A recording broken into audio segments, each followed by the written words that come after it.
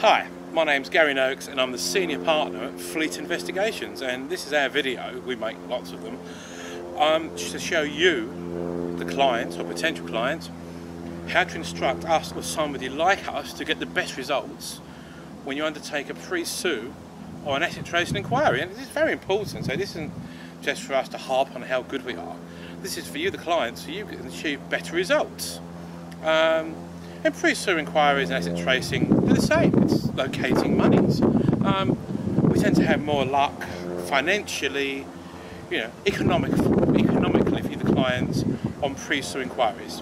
That's solely because the person we are looking into at this point normally doesn't understand or realise that we're looking for them. So they've not had time to hide their assets, which is obviously a great advantage for us. And likewise, when we work for after the event insurers, litigation funders, we tend to have even better results for those, simply because normally the person that they're thinking of funding the court case for is even aware there's going to be a case a lot of the time. So that's why we have great success in all our cases, those ones in particular. But asset tracing and pre-sue inquiries, we have two main types of clients, and we have to separate you somewhat.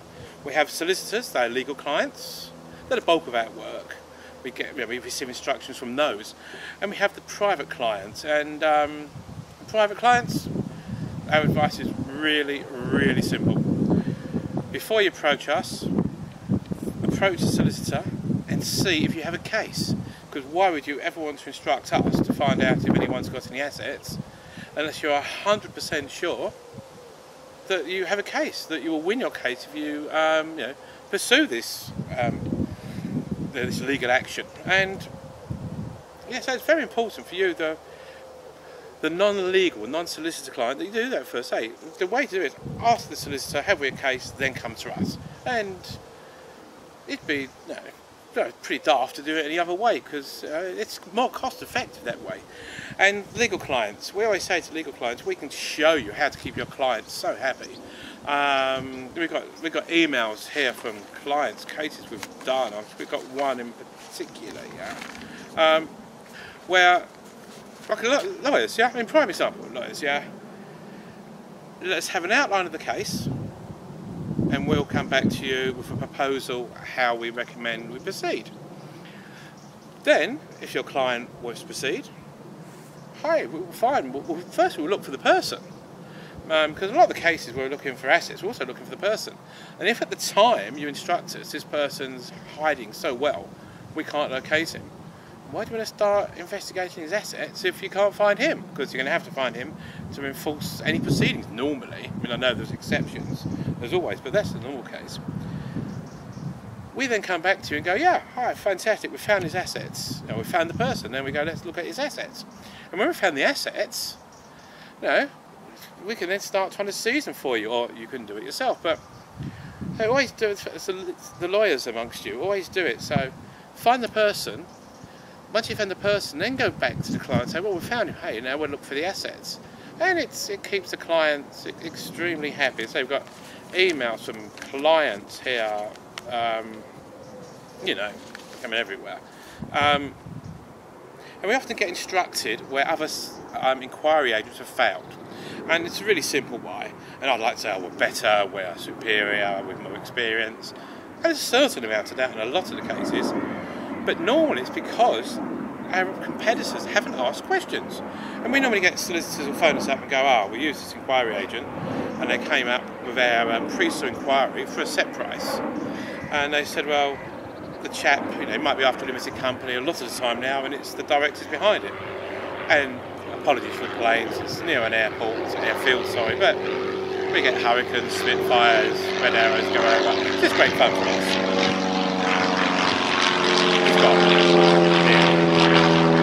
Then we get told, well, the debtor owned a property, he owned a brand new car, and was the director of, major shareholder of, a very successful company.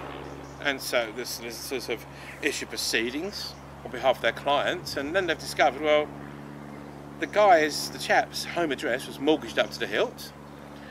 The brand new Merc was it's always these days leased, and the company was in the point of being folded up. So, you know, they've issued proceedings, they've won an award, but there's no way of obtaining the award for the client. So, you know, look further into it. And again, likewise, if you go to one of our competitors and they come up, you know, you say, oh, we're looking for this an investigation into ABC Limited.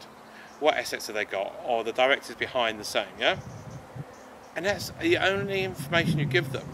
Well, you're not going to have much result, to be honest, especially if they come back and go, well, yes, we'll do that for 500, 600, 700 or 2, 3, 4, 5,000, however much they quote, without looking at the papers first. How can they come up with a quote? If you've got, you know, water leaking from your loft, you don't phone a plumber up and go, how much it's going to cost. You might ask about hourly rates, etc., and call out charges, but no plumber's going to say, oh, it'll be X amount, without having a look in the loft to see whether the tank needs replacing, or it's a pump gone, or it's a burst pipe, or it's a hole in the roof. You know, you just don't know. So avoid at all costs any company that just does things at a set price. Tracing assets, a lot of them nowadays are offshore, which makes life more interesting, and a lot of them are, you know, they put properties in their wives' names, children's names. I'm trying to think of some case examples. The Spanish one, right, brilliant. We get asked by a client to have a look into this chap and his wife that live in Marbella, but we're told a cursory look. I remember the day I died, a cursory look. And I went, well, we don't really do cursory looks, it's pointless, you know, it's just stamps a piece of paper so you can close the file. That's our opinion. They said, well, no, he lives in Spain, he's in a rented accommodation, he has no assets, he's on the breadline, and it's not worth pursuing him. So I asked the clients, naturally, well, how do you know this? And we said, well, he told us. So, who told you? Well, the defendant in this action, he told us, or the you know, the intended defendant. And we're like, well, and our clients wouldn't be dissuaded. So I don't do this normally. So I go to my ex-wife. Let's go to Spain. I've got a weekend in Marbella. So she's, you know, as all wives would be, she's, oh, that's very nice, darling. You know, my parents will have the kids, and off we go. We turn up at the house to drive by this villa, enormous villa. Gardeners must be on it. Oh, this is massive. It must be worth $1 million, $2 million. As it turned out, it was. And in the car is parked a brand new Mercedes again. They love Mercedes in Spain. And a brand new smart car with the name of a bar come restaurant on the side of it. Right now. It doesn't take much to, you know, the next step of the inquiry will be, I drive down to the bar. Which put my ex-wife sort of caught on that this wasn't a weekend away, it was on a job. And, you know, she recovered eventually from that shock. We discovered that the bar was in fact owned by this man and his family. They run it most of the time, and just making inquiries with local shopkeepers, I was able to discover, well, it's a freehold and he owns it. Right, great. So I'm sitting outside this chap's bar and I phone up our client, very well-known London solicitors, and say to them, well, hi, I'm Gary here, and, I'm in Spain, you know, having a nice drink. You know, I'm at your chap's business.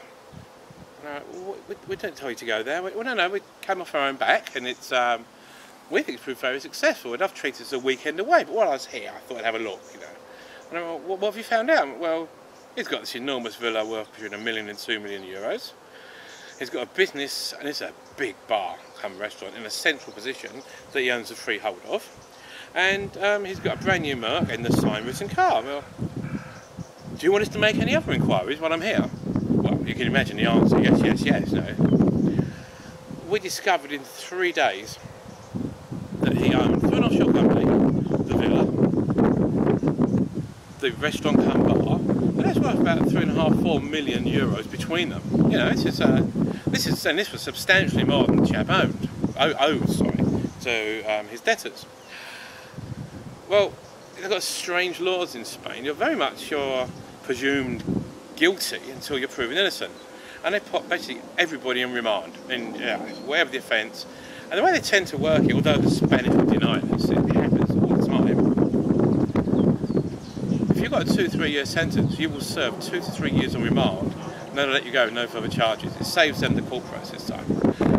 this chap, this defendant, was very, very aware of this.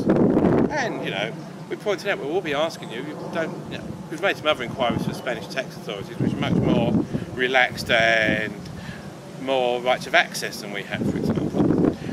Like the local town hall you go to, and well, he never paid rent on this property to his offshore company. It didn't take us long to discover that. Their version of poll tax, that was in his business tax, that was in his name. And we point out to check, well, when we go to the Spanish authorities, there's a good chance you and your wife, because she's the director of the company, will get put on remand for 2 or 3 years before we landed back in the UK. The money was there, he'd arranged to pay the full amount owed. So that works. And the other thing is surveillance.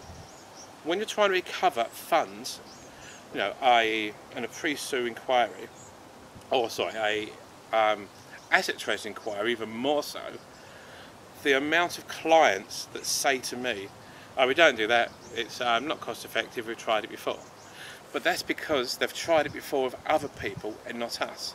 And what we will do, we get instructions, a letter, a page and a half, 2 pages long, or an email the same when we print it off. And that's your inquiries to locate sometimes millions. And we go back and ask questions. And normally, the clients will say to us, we have no more information. And we're like, well, you have, you just don't realise it. And we will drive our clients, mad with questions. And then you have to ask your clients. And we end up with, from 2 sheets of paper, a file sometimes that thick, or that thick on occasions has been, with other information you had on this person that will aid us recovering our money. And it's starting points, because the more starting points you have, the more chance you have of recovering money. And this is so true. And people just don't tend to realise it. And I'll go, oh, we've only got here's his name, here's the amount he owes, and his last known address. And we'll go back and go, well, what's his profession? Why are you after him for the money? Oh, well, it's a surveyor. It's a multi-million-pound project gone wrong, and basically it's his fault. Oh, right, so it's a surveyor. So it has to be into an association and qualified. And we can make inquiries then. And we've done this where, Fred was a good old Fred. We miss him. He was, in the surveyors, used as an example, in the local golf society, local surveyors golf society. We've got another starting point, golf. So we can check with golf clubs where we think he is and what he does. And that's how we locate people and their assets. And it works. I mean, it really, really does work. So we've got, I was trying to look at emails, a couple of case examples that are really good. It doesn't matter if you're after a few thousand or a few million.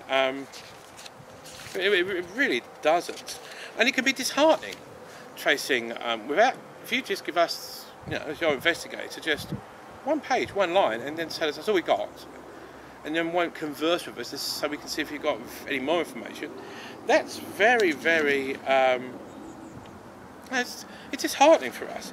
Again, the surveillance thing. We had one where we was looking into this chap, director of a company, and it's one of the 3 he was looking into. And this one had a mistress. And his mistress, we discovered this in surveillance, was driving around in a brand new E-Class car. But one quick check, which anybody can do, there's no finance hanging on it, so he must have paid cash. And this chap's wife was driving around in an X-type Jag, the real small basic Jag, and it was 7 years old. 7-year-old Jag, yeah? Well, she's not going to be too keen, pleased, to discover that, firstly, her husband has a mistress, and secondly, that the mistress is driving around in a brand new car which her husband had brought. Well, this guy didn't own a great deal of money, not much more than the car was worth. It didn't take us long to discover where the car was purchased from, how it was paid for, and all legally, all straightforward and legally, yeah? And hey-ho, this guy paid up very quickly because, for the sake of, I think it's around about the £40,000-50,000 mark he owed.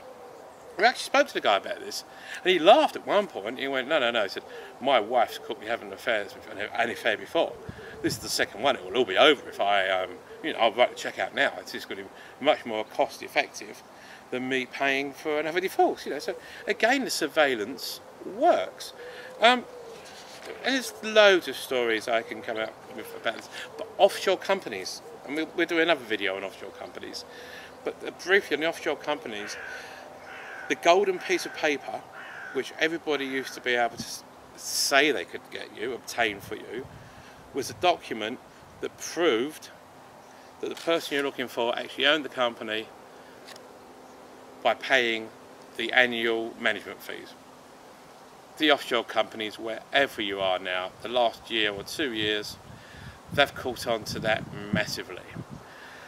And you're not going to get this slip of paper now. And if any inquiry agent, private detective, offshore specialist tells you they can get this sheet of paper for you, don't use them. They can't.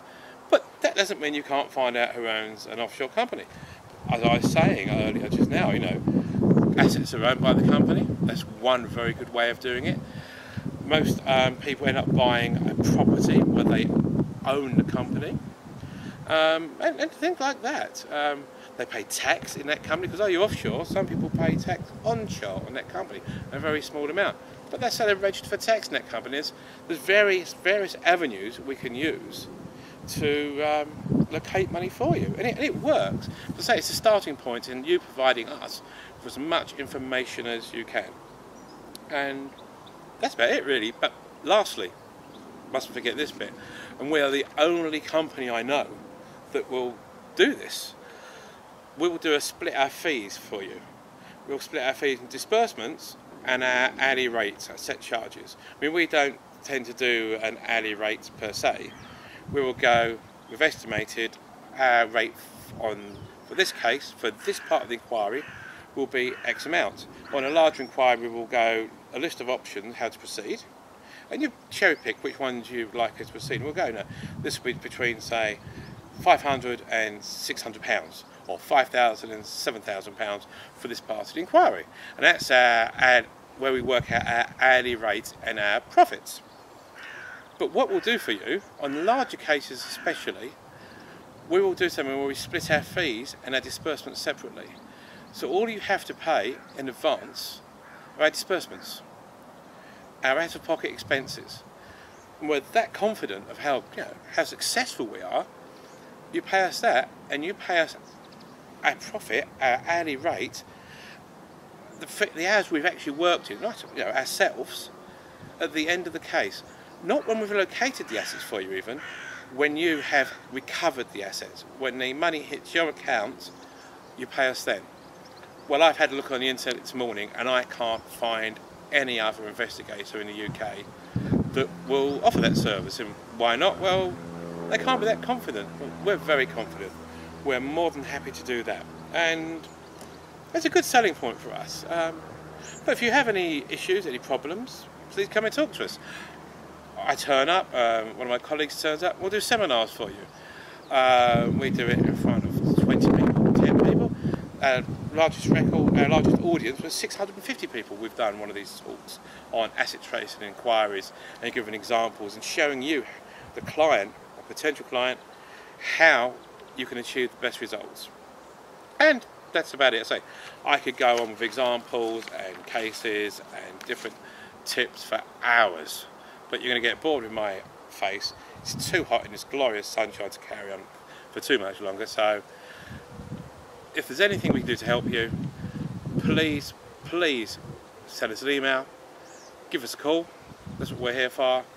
We travel all over Europe offering this service, meeting clients, or wherever you are. We have no problem travelling to you. So I'm enjoying the sunshine. It's a hot July day. If you're watching this in the snowy or rainy January or February, just look behind me and think, well, we do have nice weather in the UK.